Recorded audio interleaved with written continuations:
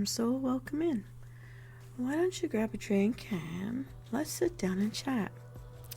Part of our Tuck In and Chill edition, I wanted to talk to you about this article that I found. It's a mind and body article called This Is Your Brain on Heartbreak, and it's from the Greater Good magazine online at greatergood.berkeley.edu.ca .com. It's from February the 15th, 2013 by Megan Leslockley, and while it's an older article, I was skimming through it and found some things to be a bit of a surprise, at least a surprise for me. So I thought I'd do a bit of a read and then a think out loud, and then I wanted to know your thoughts and put them in the comments below, because I think I didn't want to do this live. Valentine's Day is coming up. It's never been my favorite time of year, never. So our first Valentine's Day together, of course, I made you a timer with beautiful rose petals cascading down around an hourglass.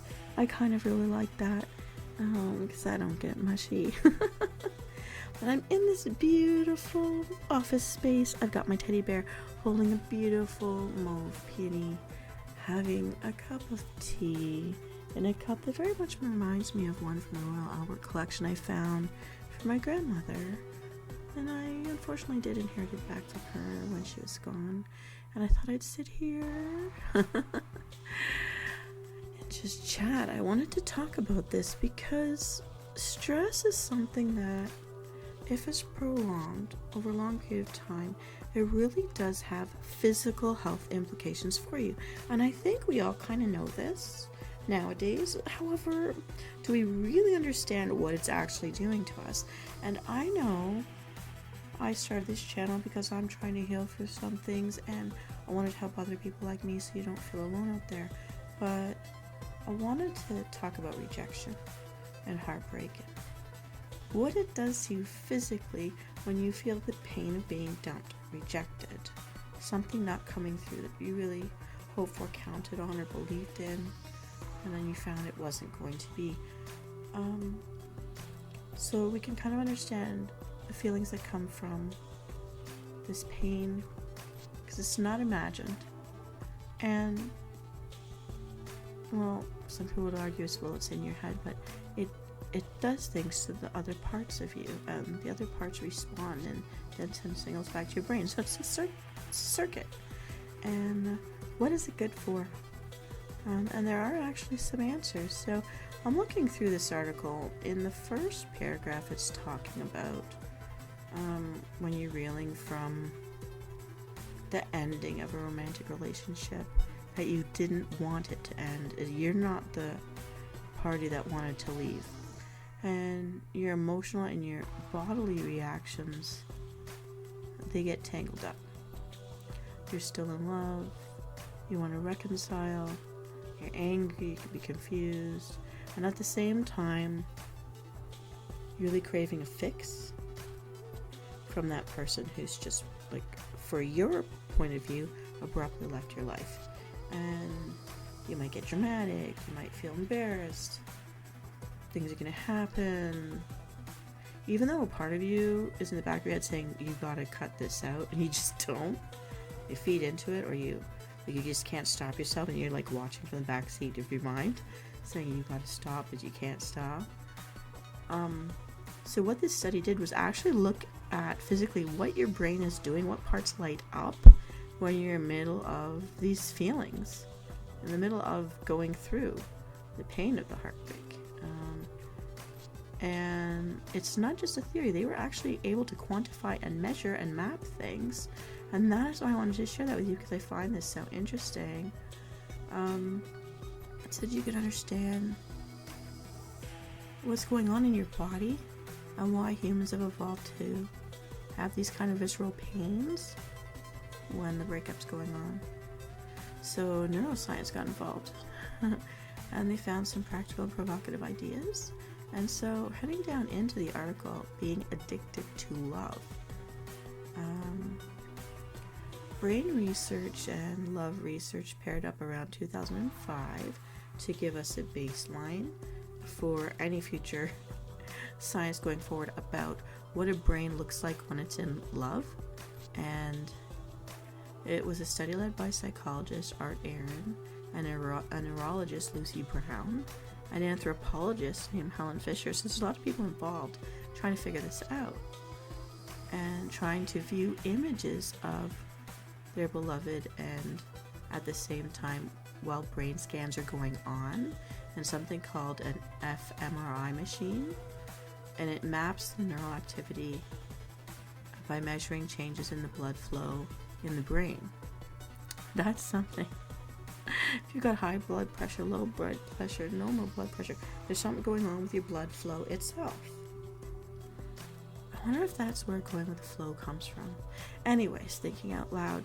So they actually use this machine. They can see like shades of yellows, greens, and blues, like fireworks going across your gray matter. That clearly showed that romantic love activates in the caudate nucleus via a flood of dopamine. So like we're shooting out chemicals into that bloodstream there. The caudate nucleus is what psychologists call the motivation and goal-oriented behavior, or the reward system in the brain. So when you're in love, there's a reward system firing off. And the fact that love fires there is suggesting to the doctors that love isn't so much an emotion in its own right, although aspects of it are obviously like highly emotional, but it's a goal-oriented motivational state to be in love. I don't know, I find that interesting. I guess I'm not motivated as much by this as some people are. I don't know. So they're talking about, think of it as facial expressions. If emotions are characterized by certain passing facial expressions, a frown is anger, a smile is happiness, an open mouth is shock. If you had to identify a face of someone in love, it would be harder to do. So as far as brain wiring is concerned, romantic love is the motivation to obtain and retain the object of your affections. Okay, so you want that thing, that person. And as we read in, romance isn't the only thing that stimulates this increase in dopamine, but they say it's a rocket-like path through your reward system. So nicotine and cocaine also follow the exact same pattern in your brain. I find that kind of funny, because I get very, very badly sick from nicotine. I'm allergic to it. It blows me up like I've been stung by a bee. And cocaine, well, I'm never going to do that. But people addicted to these things have the same pathway lit up as the person that's in love. That's pretty strong. Dopamine is released, it feels good, and you want more. So you're in the goal-oriented motivational state, well, in the state of being in love. That actually kind of helps me understand the way a lot of teenagers behave when they're told they can't date that someone they've locked in on. It can get kind of crazy. So looking back, that's interesting. Because I would have just chalked it up to choices. But not that there's like a push beyond, you've made a decision with words in your head. I don't know, everyone's brains work differently. I don't know. So they're saying, taking this to a logical conclusion, as far as brain wire is concerned, when you're in love, it's not as if you're an addict, you are an addict. So the pathways that light up our brain say you are an addict. If you're in love, you are addicted to that object of your affection. So there's something really, really firing off in your head about them. I don't know, for me, because no one felt that way towards me. I never let myself get attached, because I waited for someone to say it first and all that stuff, and it didn't happen. So, and I don't know, I'm not a part of this little addiction fest. I think addiction for me is sugar. But anyways, and this is with these fMRI scans. And so we're going into 2010. The team who first used this system with the fMRI scanning to connect love and the caudate nucleus set to observe the brain when anger and hurt feelings enter the mix. So when you're going through the heartbreak, they're now looking at the negative side. They gathered up a group of people who were in the first stages of a breakup, and all of them, they felt that their rejecter was 85% of their waking hours yearning to reunite with them. They had signs of lack of emotional control on a regular basis since the initial breakup, occurring regularly for weeks or months. That's a lot. So I guess that's the withdrawal phase. It's pretty nasty. And this is including inappropriate phoning, writing or emailing, pledging for reconciliation, sobbing for hours, drinking too much, or making dramatic entrances and exits into the rejector's home. There's a lot of drama. I don't do these things. Maybe the crying. I did the crying. I never begged anyone to stay. I didn't do I would be gone. I would just be gone. But I think I would cry. But I wouldn't do the rest of it. They say that some people even storm into places of work. I would be so embarrassed, or social spaces to express their anger, despair, or passionate love. I remember, living in the north, somebody that my neighbors were trying to set me up with their brother. I asked all the questions. They insisted he was single and all that. And but his ex that he used to live with, I don't know for how long before me, but I asked all the questions. I actually knew some of his siblings, and I even knew his daughter from where I worked. Didn't know they all knew each other as closely as they did, but it was nice to know that I knew a whole bunch of people, and his daughter was so happy to know that I would be maybe part of the family. And but as soon as his ex found out, and she had left him for another guy, she even left her own kids with her parents to raise them while she went off to some other place, out of town, out of state. As soon as she found out from people back home that he was taking me seriously and we were maybe going to take the next step, she left the other guy, came right back into the town, started showing up wherever we were, grabbing onto him in public places when we would be going shopping or something, shoving me out of the way, calling me all horrible names, and grabbing onto him and not letting go, grabbing his kids and not letting them go, and it got to the point where she got on a radio show, and he and I are driving to work, and she's making pleas for him to come back to her. She went all out.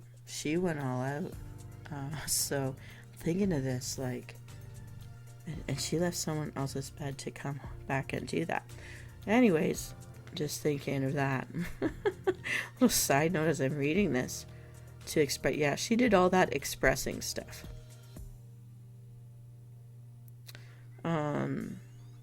So in this study, taking these people, knowing all this stuff that's going on, researchers passed these people through the fMRI machines when they could look at photographs of their beloved, or the rejector stimulus. I'm sorry, the name sounds funny. And then at the same time prompted them to share their feelings. So they talked about their experiences, and elicited statements such as "it hurts so much" and "I hate what they did to me" came up a lot. And some interesting patterns in the brain activity came out. So these are patterns where more than one of these people were showing these patterns in their brain as they were going through looking at these people and how they felt about the breakup. In the midbrain reward system, they were still in love. That rocket pathway was still going on, because the reward is delayed. They expect it to be incoming, although it's not coming at all. So they're expecting the reward, so the reward is still firing off. Although the receiving of the reward is shut down because it's not actually delivering. They just keep going, waiting for the fix. They keep waiting for their end game. So the goal-oriented part, the expectation of it arriving is still firing off, but yet it's not being satisfied. So through these subjects, the caudate was still very much in love and reacted in an almost, they say, Pavlovian way to the image of their loved one, even though cognitively or realistically, the cognitive part of the brain knew that it was over. However, the motivation to have them was still there. It was still firing off. Parts of the brain were trying to override other parts of the brain during this emotional state of loving this person but knowing you can't have them anymore. So wanting that reward and not getting that reward.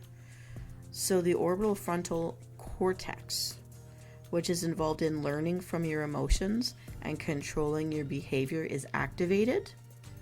And I find this so fascinating that parts of the brain are trying to tell other parts of the brain, knock it off, and the other parts are like, F you.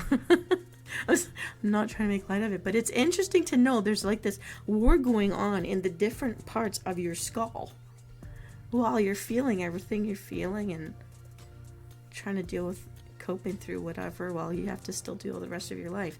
So what they found was that while you're in the throes of heartbreak, you want to do all the things that you'll probably regret later, but at the same time, other parts of you are trying to keep a lid on it.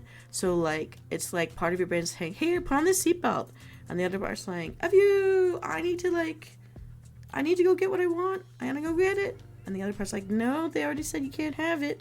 I want it of you. No, put on the seat. Please don't do this. Please don't do this. No, I gotta do this. I gotta do this. I gotta be me. No, you're not gonna. And so that's going on in your brain, different parts of your brain. It's like that emotions movie. I wish they'd make an emotions movie based on this article. That would be quite interesting to see. So anyways, the why this is going on is because you're still addicted. This is an addiction to being in love with this person. And so they're looking at pictures of their rejector. Regions of the brain were activated and firing off the craving to have that person, just like it fires off an addiction to a drug. You must have your next fix. And then they're saying, these medical people are saying, it's no different in the measurement of what's firing off when you're attempting to withdraw from nicotine or cocaine. And if you are someone who's trying to get off smoking or can't get off of addictive drugs, you know this fight. And I can't imagine having to deal with addictions to that while also going through heartbreak is, I don't know. There's levels of how more difficult it is with nicotine or with cocaine. If there's a ladder, dealing with more than one at the same time. I don't know. Maybe that's why you're so much stress you go back to the smoking, because you can only deal with one of those stressors at a time. I don't know. But this is interesting. So what they concluded is that what happens in our brains when we're dumped, one scientist described it as, in a little bit different way, in case of a love lost, if the relationship went on for a long time, the grieving person has thousands of neuron circuits devoted to the lost person, and each of these has to be brought up and reconstructed to take into account the person's absence. And that is what brings us to the physical pains that the body is going through. Can you imagine that? The longer they've been in your life and you're used to having them in ways. There's twice now in this article that I keep thinking this has something to do with, like, maybe our belief in ghosts of our lost loved ones, where I've always thought, like, if we think we've seen them or heard them, it's because we're so used to having a pattern of them being there that in the morning we say good morning and good morning. You think you heard good morning and you turn and say good morning and they're not there and you go through that shock. It's like, I've always felt that it's really an echo, like your brain hasn't caught up to not all parts of your brain or your memories have caught up to the fact that that anticipated pattern that you're so used to taking for granted is always going to happen. That's your pattern with that person. And now the pattern's not happening anymore, but it takes a lapse of time to finally get through facing and not being shocked by and having the brain fart and forgetting and then having to realize, and it's painful when you realize they're not there anymore and that pattern's not going to happen again. And I feel like this is the same thing. I'm wondering if these piggyback, but that's a different theory, I guess, for another day. But so if not all of these thousands of neurons, they get faced all up front, like the first time you don't have an anniversary, the first time you didn't fight over who gets to brush their teeth first in the sink, whatever it is, you're going to argue that they didn't put the toilet seat down, but it's down. And then you realize, they're not there to argue with. Sometimes people just keep arguing with someone just to have them there in some way, if there's no other way to ever talk anymore. I've always thought that about the fights between people, too. They fight because there's no other way to keep them there. Just nothing else. I always just laugh. There was no fight. I'm not interested in hearing it again. It doesn't work. Bye. I cut off all that. But, in the love hurts category. So if you have this addiction, parts of your brain know logically, and then other parts are like, F you, logical parts of my brain. I need to express all this. This sucks. It's not fair. I don't want it. It has to be the other way. And then it can't be the other way. And other parts of your brain like, please, please, for the love of everything, our reputation, stop it. You're like, no, F you, in your head. Okay, anyways.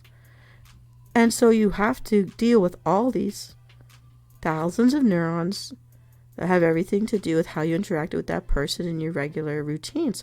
So where love physically now hurts. So we've established it works like an addiction, and you're going through a withdrawal of this addiction. So while you're deep in the middle of this heartbreak phase, the chances are they're saying you are going to feel pain somewhere in your body, probably your chest or your stomach. And I find this interesting too, because in some cultures your soul's in the heart, some cultures thought the soul was in the stomach, and some cultures thought your soul's in your brain. And they're all talking to each other, so we could all be right somehow. Maybe it's flipping around in all of them. I am soul. Some people describe it as a dull ache, others as piercing. Others would say it's a crushing sensation. I feel like it's suffocating because you're having trouble breathing. You don't want to cry. Maybe you want to hurt somebody, but you don't want to go to jail. Whatever it is. I do think a lot of people cry because they don't want to go to jail, because you can't do the thing. Your first instincts would want to just lash out, right? But they're saying here that the pain can last for a few seconds and then subside. It could be chronic. It could be hanging over you for days, depleting your energy, just like a back injury or a migraine would. So they're equalizing this to not only an addiction to like a withdrawal from nicotine or cocaine, but it's like while you're going through this, you're having a backache or a migraine that doesn't go away. Like,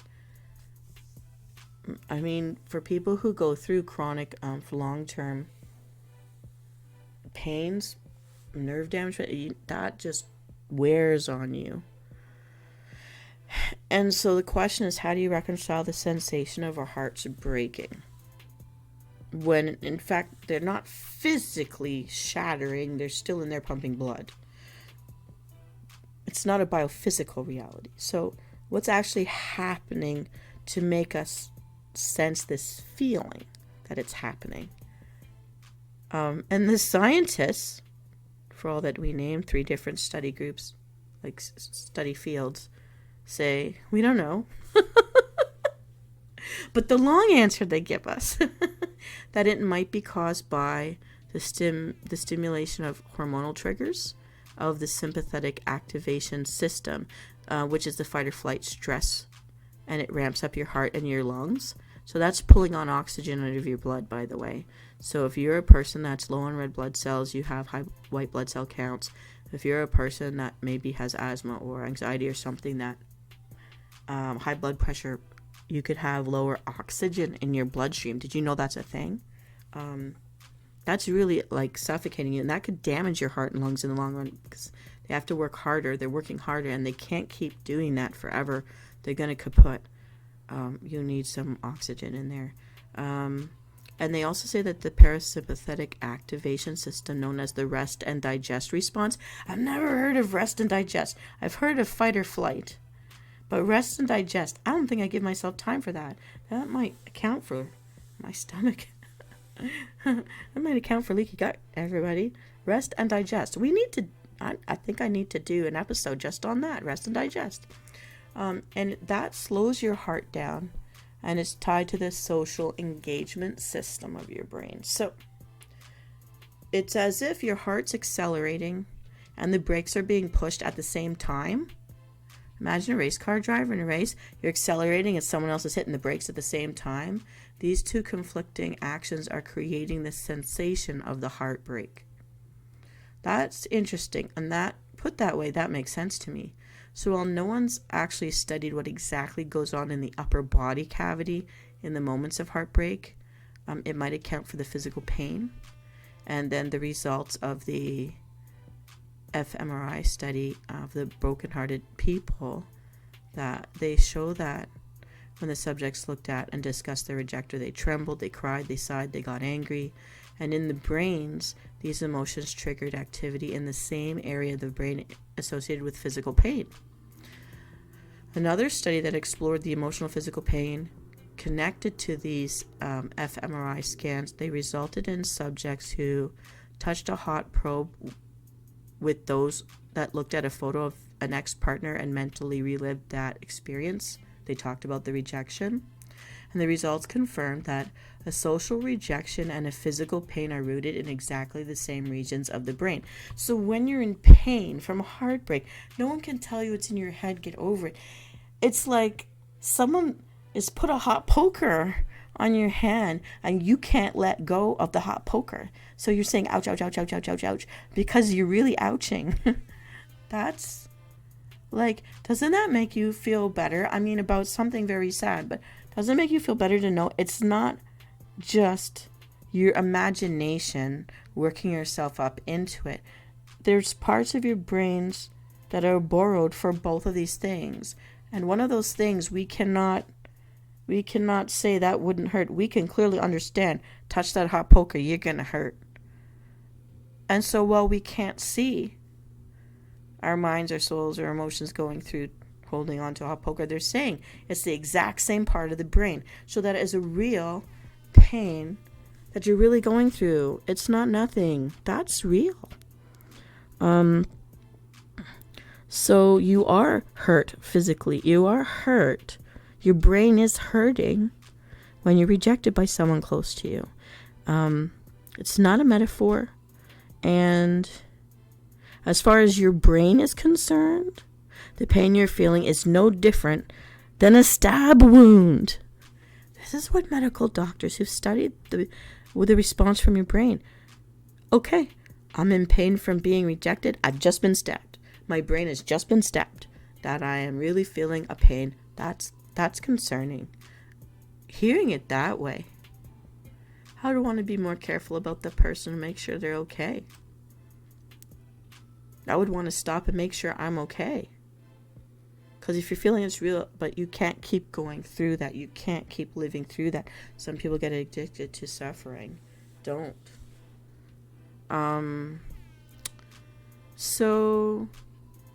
So what they're concluding from these discoveries, that love can be addictive. It could be on par with the addiction of cocaine and nicotine. Thinking of heartbreak,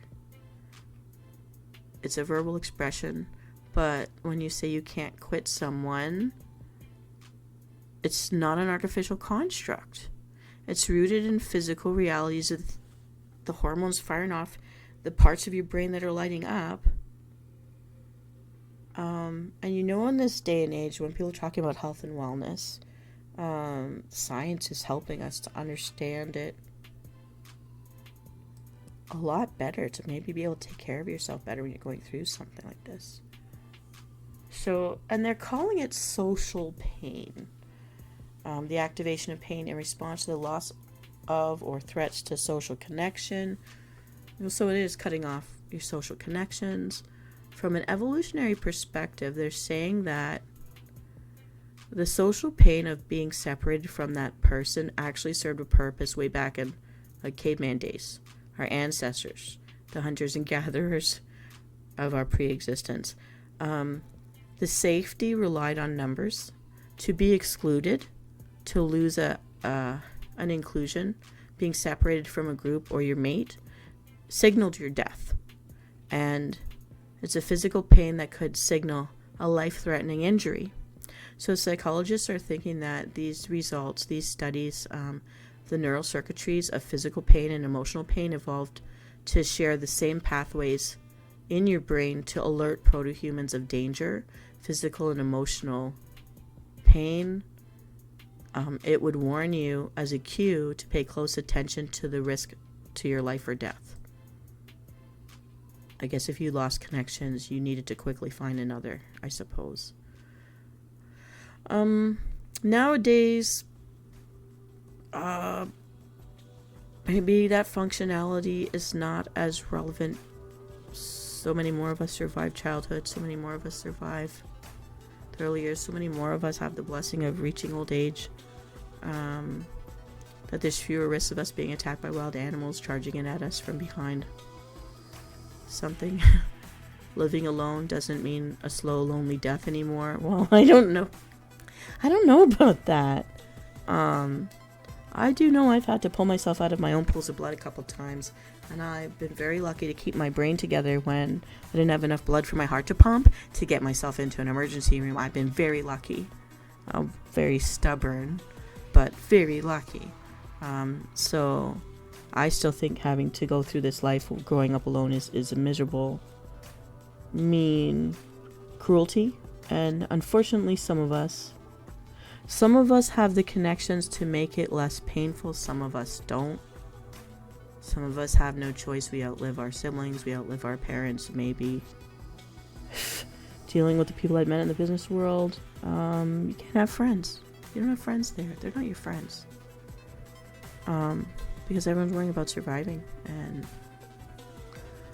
it's just a different way of surviving nowadays. But anyways. But they're saying that the pain is there to teach us something. And it focuses our attention on significant social events and forces us to learn, correct, and avoid and move on.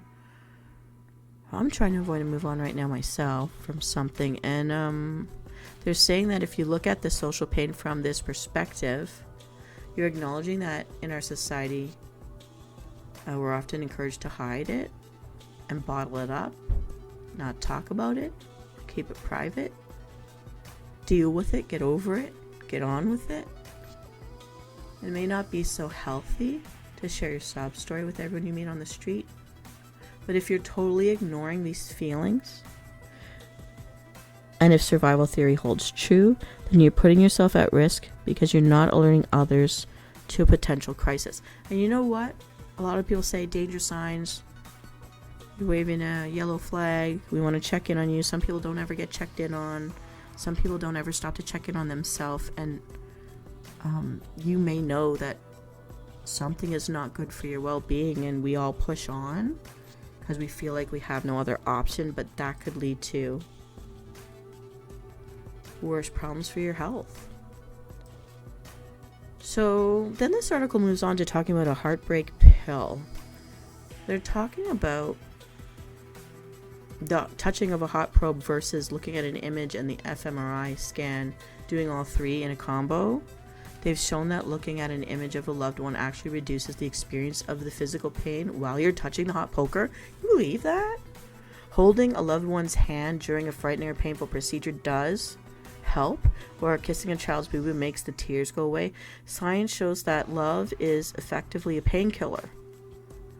So, okay, I'm gonna say something about that, because I don't go home to have someone to share my frights with, and when I'm out in the world, I don't have someone standing beside me to share the joke with.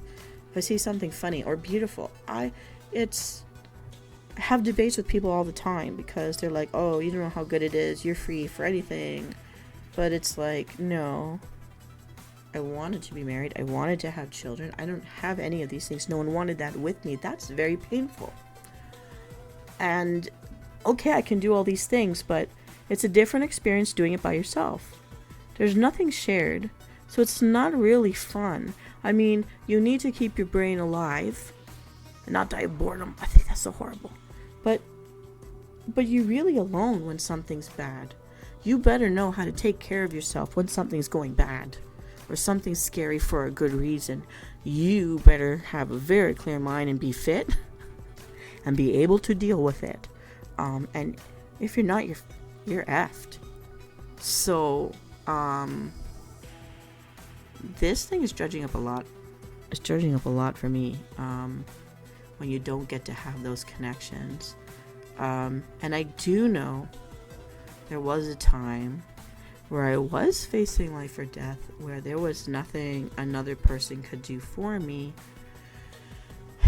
and I was rolling in pain. The only thing they could do was hold my hand, and they did, and that did signal something to me that one time.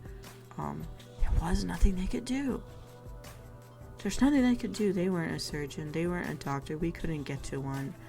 And it's just like, if I was gonna go to know I wasn't alone, actually was a comfort. And the time the doctor told me any moment, if my one organ is already 99 point something% in shock, as soon as it rolled over, I was gonna be gone. There's nothing they could do to stop it. And he just stood beside me while they put me under. And I was saying, no was going to be my last word. And even my thought was, I don't want that to be my last word. But I didn't have much time once they started injecting that IV with whatever was in that needle. I did not want to go like that. But I'm lucky I'm still here. But he did stay beside me, because it was a time of night where visitors weren't allowed. And they weren't calling my family. So he was staying beside me because he couldn't fix me. And he should have gone home to his family, really. I think there's something to that. And of course, me being me, as I went under, I told him to go buy me a lottery ticket, because God never gives me money, so this is the only other thing I could ask for. He's like, you're really funny. That's the last thing I heard. I'm like, son of a bitch, I'm not, well, part of my French, I'm not being funny, I mean, let's go get that ticket. Use my money, it has to be my money. Because it's my ask, right? He didn't buy the ticket. He really should. But look, I'm still here and I'm still broke. I told him I shouldn't have pulled through, but I did for some odd reason.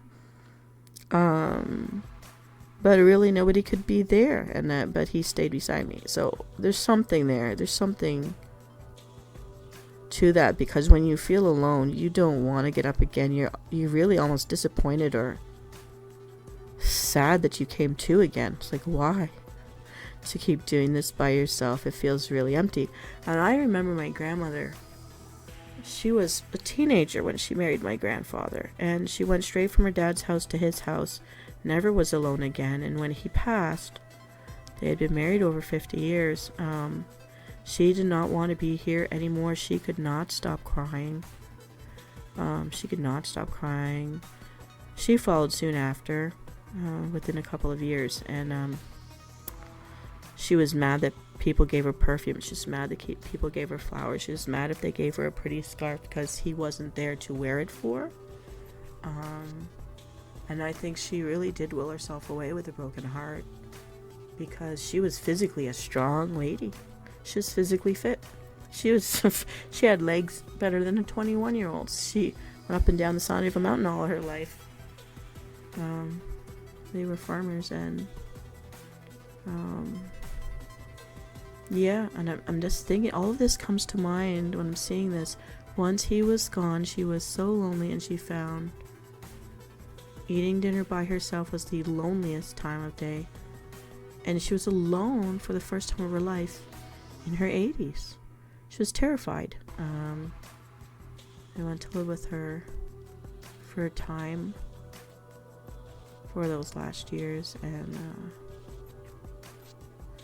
yeah, she was just so sad without him. So yeah, she was yeah. Anyways, so when they're saying this article, all you need is love.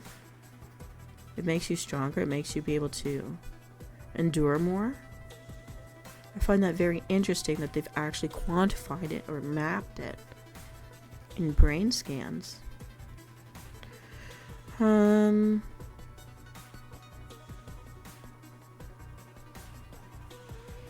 They are saying if you can get yourself to move on faster, it can bring relief. But the trend in the fMRI research enters a prickly realm. They say because physical and emotional pain, like heartbreak, travel along the same pathways in the brain.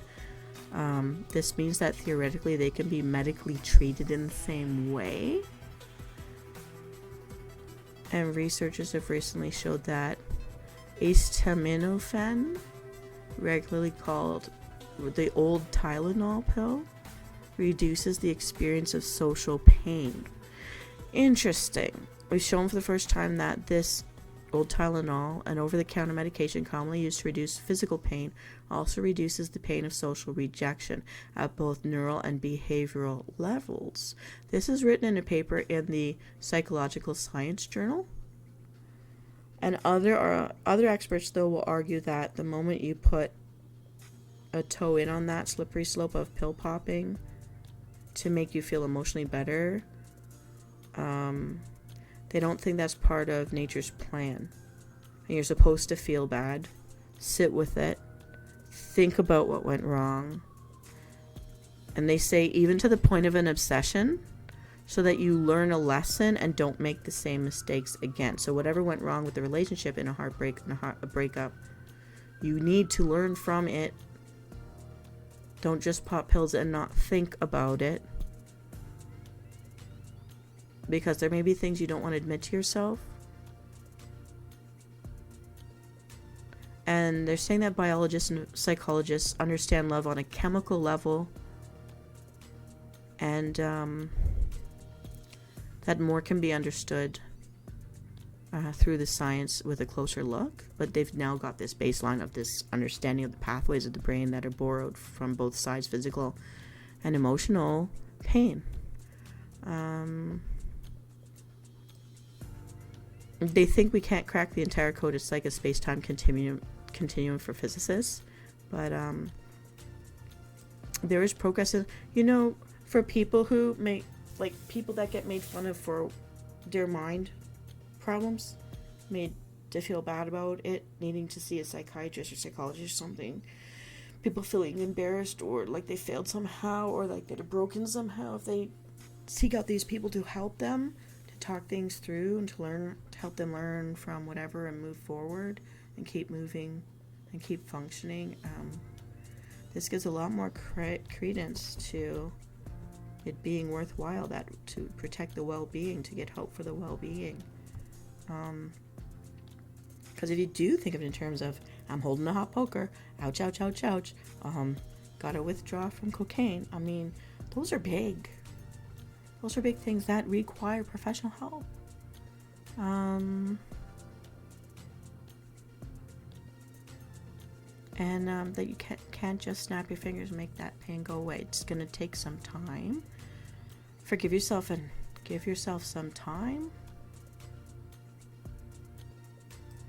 And falling in out of love, it just doesn't happen on the snap of a finger. You just can't snap a wishbone and make it happen. So, if you're in that state, forgive yourself.